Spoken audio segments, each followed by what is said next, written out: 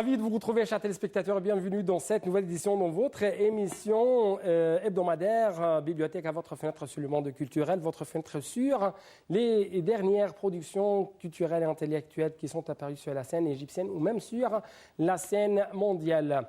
Chers téléspectateurs, vous ne devez pas mentir sur les femmes et en secret spécialement sur votre épouse. Ce sont des conseils donnés par Alan et Barbara Piez, les deux auteurs de cette œuvre intitulée The Definitive Book of Body Language, et à partir des analyses de Dr Inès El-Hilali, professeure de langue française, mais aussi chercheuse dans le domaine du langage du corps. Nous allons essayer de savoir comment vous pouvez analyser les attitudes et les expressions de n'importe quel homme, et même les sentiments de n'importe quel homme ou même femme sans souffler un mot. Donc, actuellement, je dois vous laisser avec ce reportage qui va jeter la lumière sur plus d'explications sur cette œuvre intitulée The Definitive Book of Body Language.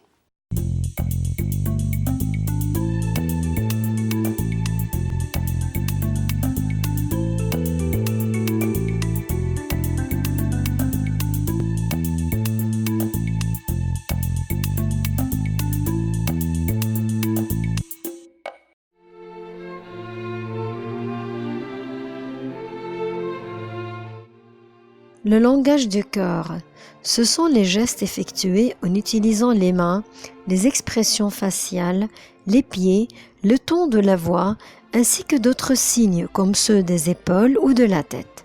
Ces gestes aident le destinataire à mieux comprendre les informations transmises par l'interlocuteur.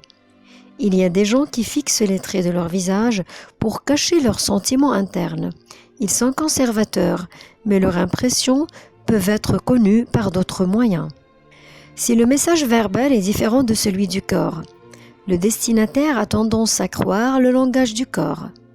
Bien que l'utilisation du langage corporel remonte à des millions d'années, la communication non verbale n'a été étudiée que dans les années 60 du siècle dernier, lorsque Julius Fast a publié son livre sur le langage du corps en 1970. Au niveau technique, le livre intitulé « L'expression des émotions chez l'homme », publié en 1872, est parmi les plus influents dans ce domaine. Après la publication de ce livre, de nombreuses études récentes ont été écrites sur les expressions faciales et le langage du corps. Beaucoup de ces idées sont aujourd'hui approuvées. Les recherches ont recensé environ 1 million de gestes et de signes non-verbaux. Dans l'une de ces études, Albert Mehrabian conclut que 7% seulement du message est verbal, 38% vocal, c'est-à-dire exprimé par le ton de la voix, et 55% non-verbal. Le professeur Britt Husser a fait des estimations similaires et a conclu que la personne normale parle environ 10 minutes par jour et qu'une phrase moyenne dure environ 2 secondes et demie. La plupart des chercheurs conviennent que le message verbal est principalement utilisé pour transmettre les informations, tandis que le message non verbal est utilisé pour négocier des situations interpersonnelles comme alternative aux messages oraux.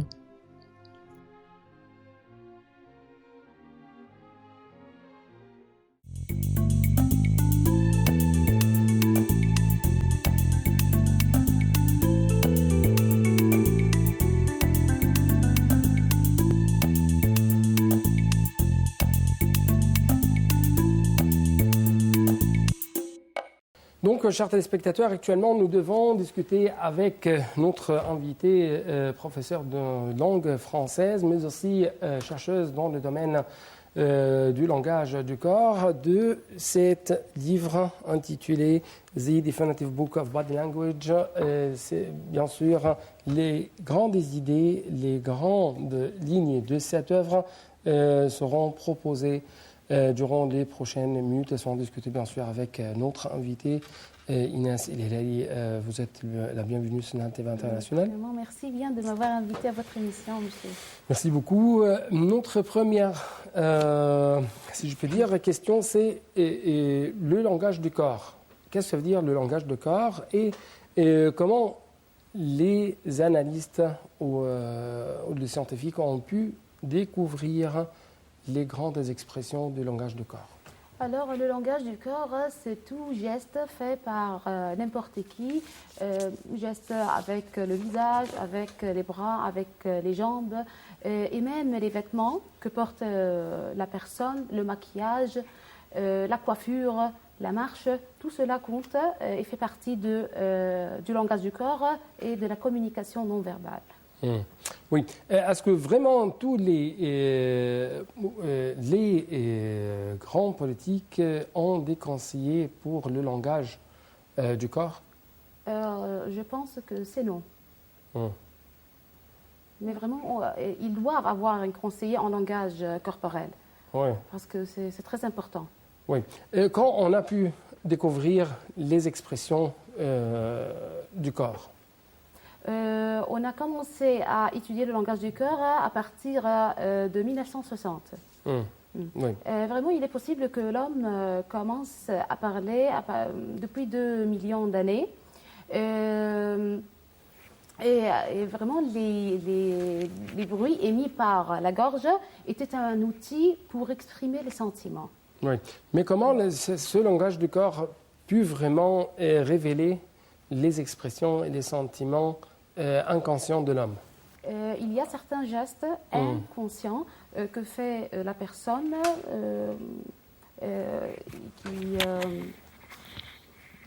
qui apparaissent dans la coiffure, dans les vêtements, dans les expressions du visage, dans sa tenue en général.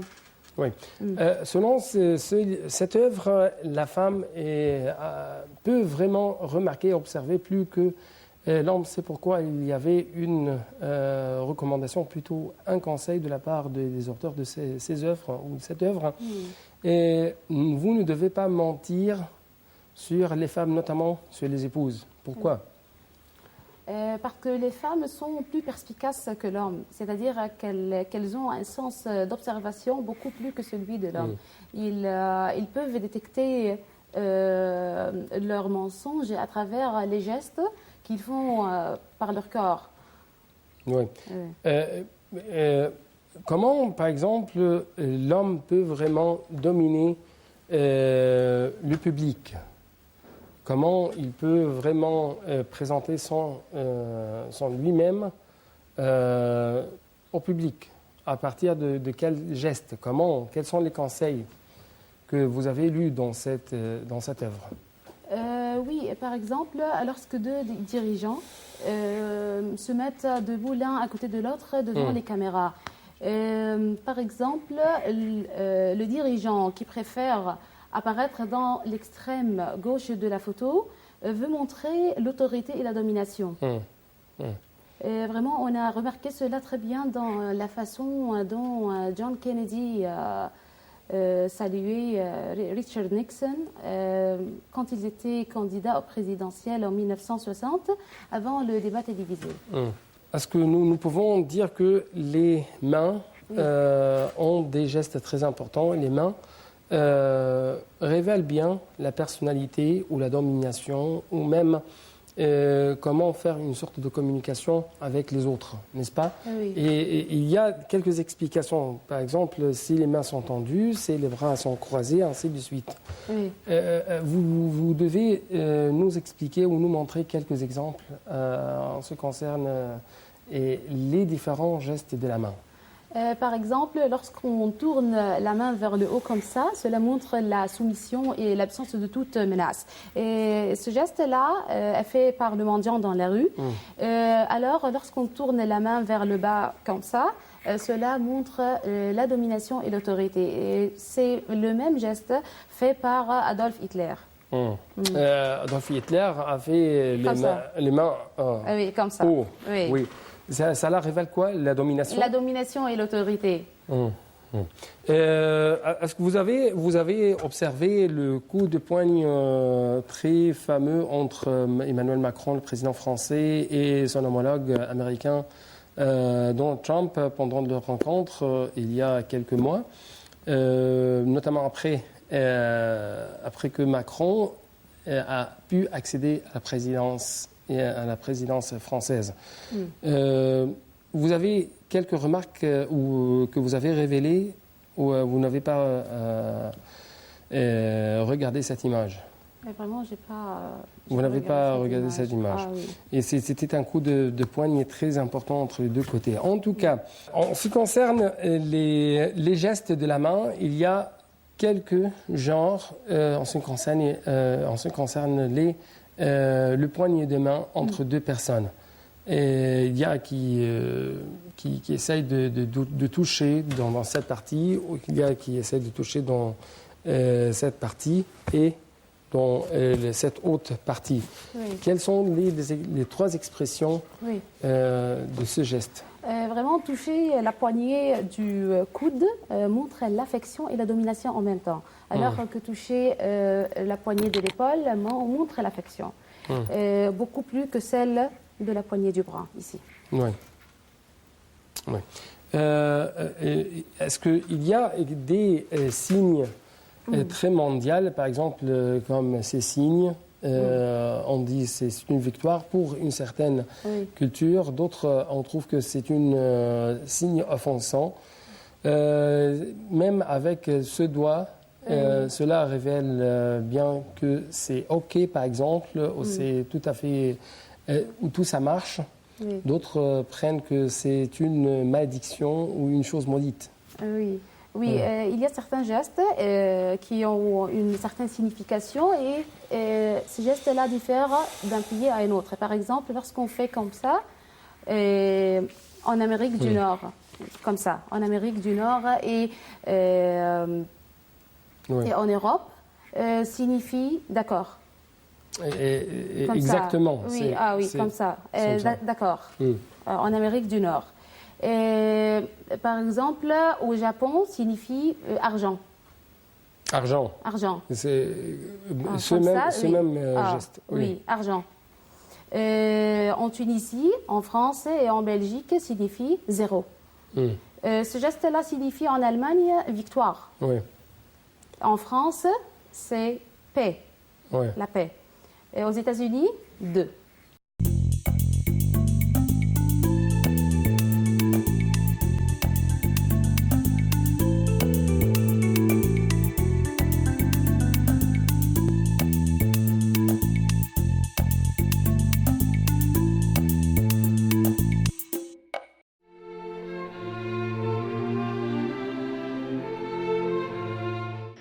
Toutes les personnes utilisent le langage corporel d'une manière volontaire ou involontaire.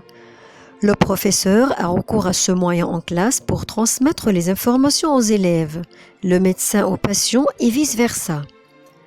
Le langage corporel est également utilisé par l'ingénieur pour donner des instructions aux ouvriers, le président à ses subordonnés ou l'employeur lorsqu'il s'adresse à ses employés. Les femmes sont généralement plus sensibles et plus capables que les hommes au langage du corps. Les femmes ont une capacité innée à capter les signes non-verbaux et les décoder. Elles ont aussi un regard minutieux qui aperçoit les petits détails. C'est pour cette raison que peu d'hommes ont la capacité de mentir à leurs femmes, alors que la plupart des femmes peuvent cacher la vérité aux hommes sans qu'ils ne s'en rendent compte. Les scientifiques pensent que cette capacité provient du rôle social des femmes. Ce rôle les encourage à être sensibles aux émotions des autres et d'exprimer clairement leurs sentiments.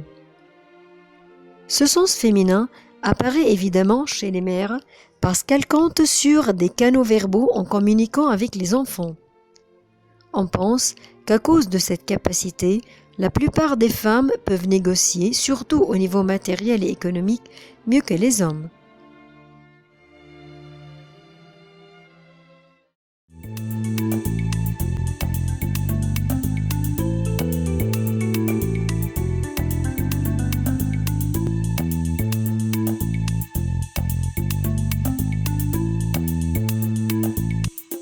Je crois que c'est que j'ai un autre fusil à porter. J'ai d'autres balles à jeter. Oui. Si nous allons chercher comment la femme doit traiter avec ses autres collègues, notamment les hommes dans le travail, notamment quand on essaye de saluer les autres avec le coup de poing ou le coup de main. Oui. Vraiment, lorsque un homme et une femme se serrent la main, ils doivent se serrer la main de façon normale, comme ça. D'accord? Mais il y a une très mauvaise manière de se saluer. Par exemple, lorsqu'on voit un homme qui salue ou se serre la main d'une femme et il touche le bout des doigts. Cela montre vraiment qu'il n'a pas confiance en soi. Oui, et c'est pour l'homme. Pour l'homme, il n'a pas confiance en soi. Mais l'homme doit saluer comme ça. Ah oui, de façon sérieuse. Oui. Mais pas serrer pas serrer trop. Oui. Oui, parce que cela va donner une autre image passive à propos de sa personnalité. Oui, exactement. Oui. Une chose très importante, est-ce que vous trouvez que les films américains ou les movies américains ont pu changer, avec plus de précision, ont pu unir le langage du corps des hommes et qui ont de différentes cultures? Encore une fois, est-ce que la diffusion des films de par le monde, des films américains de par le monde, ont pu vraiment changer le langage du corps du monde entier? Parce que selon cette œuvre, par exemple, les films et les movies américaines ont pu vraiment changer les attitudes des gens, même s'ils ont des différentes cultures. En tout cas, nous devons arriver à une autre chose très importante, c'est le visage. Et le visage, bien sûr, nous avons les yeux, les sourcils et la bouche. Comment sourire. Oui, et les lèvres même. Cela révèle des détails très importants qui concernent les sentiments de chaque personne. Les lèvres et le sourire, comment vous analysez de tels gestes? Vraiment, il y a certains types de sourires. Par exemple, sourire en fermant la bouche, cela montre que vous avez un secret ou une opinion que vous ne voulez pas dire. Comment? C'est comment? Oui. Comme ça. Cela montre vraiment que vous avez un secret ou une opinion que vous ne voulez pas dire. Et vraiment, ce type de sourire est préféré par les femmes qui veulent montrer à quelqu'un d'autre qu'elles ne l'aiment pas. Ce n'est pas un vrai sourire. Oui, d'accord. Il y a un autre sourire, c'est sourire au coin des lèvres, comme ça. Au coin des lèvres, vraiment, c'est un type de sourire très connu en Europe. Il signifie l'ironie. Il y a sourire en regardant en haut, comme ça. Comment c'est comme ça. Comme ça. Regardez en haut d'un seul côté. Vraiment, ce type de sourire montre la personne très amusante et très jeune. Et vraiment, il y a certaines femmes qui aiment faire ce sourire pour tenter un certain homme ou le séduire ou attirer son attention. Et vraiment, ce type de sourire est préféré par la princesse Diana, si vous avez déjà vu là. Oui, et princesse Diana a fait comment? Comme ça, ce type de sourire. Regardez en haut d'un seul côté.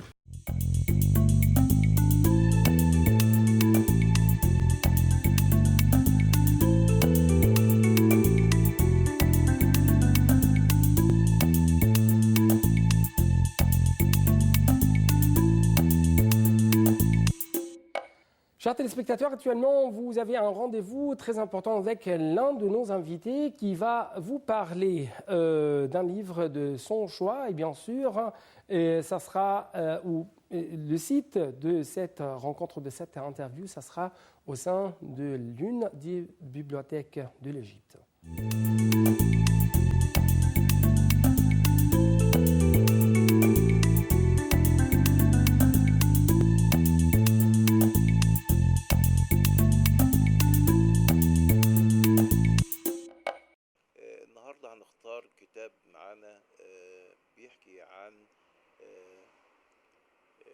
الإسلام دين عالمي وده الكتاب ده اسمه عالمية الإسلام. Aujourd'hui, on va discuter du livre intitulé La globalisation de l'islam de M. Raga'i Atiyah, un des figures éminentes du droit. عالمية الإسلام هو ربنا سبحانه وتعالى بعث الإسلام للعالم كافة وليس خاص به قوم أو أقوام فهو كل الناس. Le livre interprète le sujet de l'islam en tant que message international envoyé au monde entier, ce qui diffère des autres religions dont les prophètes étaient envoyés aux nations et peuples précis.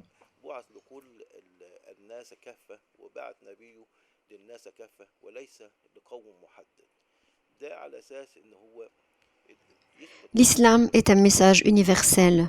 Allah voulait qu'il soit le dernier message.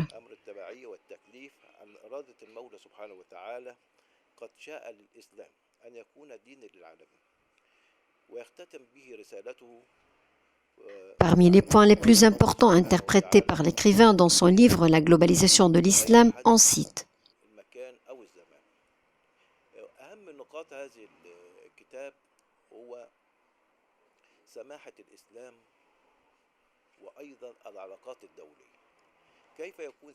la tolérance de l'islam, l'islam en tant que religion universelle dont le message est envoyé pour tout être humain, quelle que soit la nationalité, la race, la couleur et le niveau social.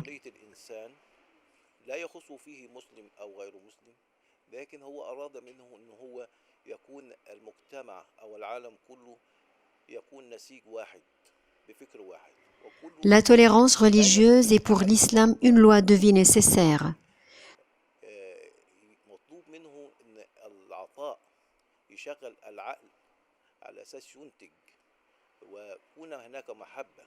Si on regarde à l'islam de point de vue relations internationales,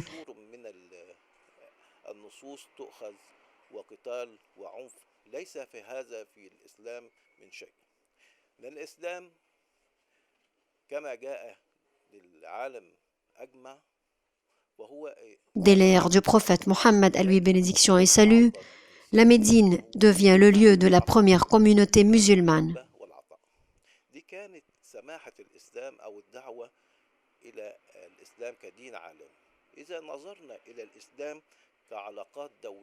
Elle était le centre de l'empire naissant de l'islam et le siège de l'autorité tant politique que religieuse.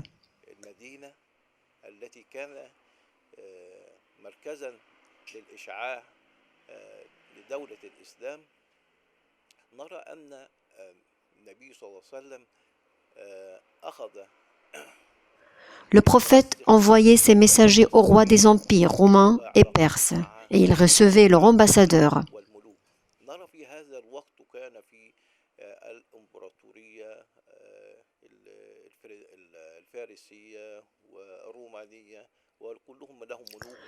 Raga'i Atiyah voulait dans son livre corriger les idées erronées sur l'islam qui n'ont rien à voir avec le vrai message d'Allah.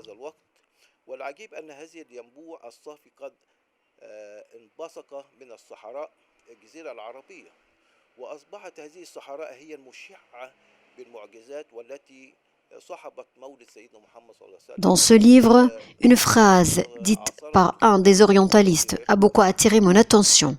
Il disait « Quand le monde devenait aride, une source d'eau pure est apparue au désert de l'île arabique. Il s'agit de la naissance du prophète Mohammed. »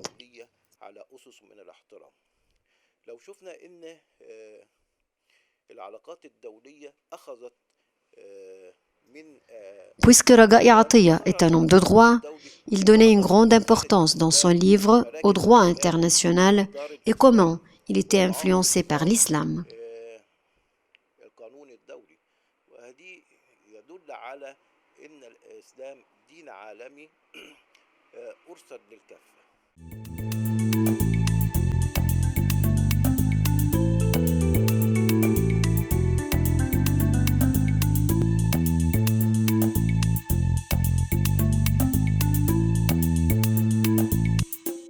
Donc, avant de vous quitter, chers téléspectateurs, nous devons jeter un coup d'œil sur le box-office, sur les livres les plus vendus, les plus achetés même sur la scène ou même sur le marché égyptien ou mondial pendant les derniers jours.